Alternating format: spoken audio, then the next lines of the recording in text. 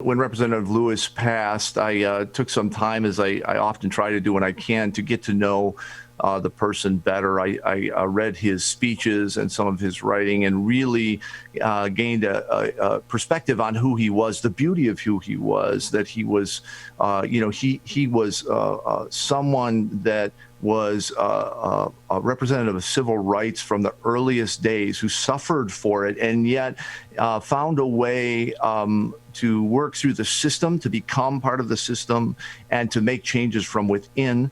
And also always preaching the idea of carrying a message with with love, carrying the message with a spirit that is not a violent spirit, but one that gets the message across and makes changes happen. That being said, decades after the civil rights movement began, he was still saying some of the same things that had not moved, the needle had not moved on some things in many ways. So that was a real inspiration. I will say,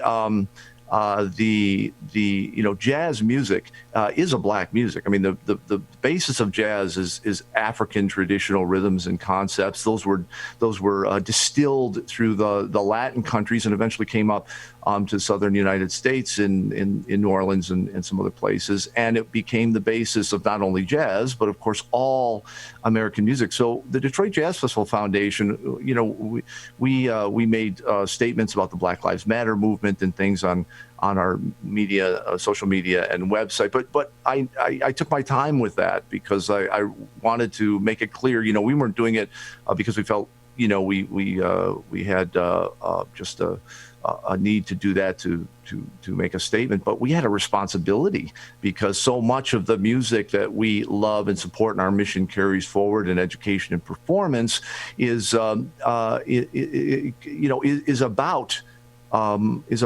that population and that search, that quest for true equality, true inclusion, and diversity. Many of our programs are open submission programs, our educational programs. They seek to make these things available to everyone. So, after the earlier stages of all this, I wanted to make sure we did and will continue to do some very specific things that continue to support the concept, move it forward, speak to it, speak of it, bring in different perspectives about it. So it's not just a statement on our webpage, but it is clearly us rising to the responsibility that we need to meet. And justice was exactly that, a musical representation from different perspectives of this important subject, and an encouragement of all jazz artists to compose music that captures this, put it in your repertoire, keep the conversation going through your artistry, through what you can represent. And that was a very important part, not only of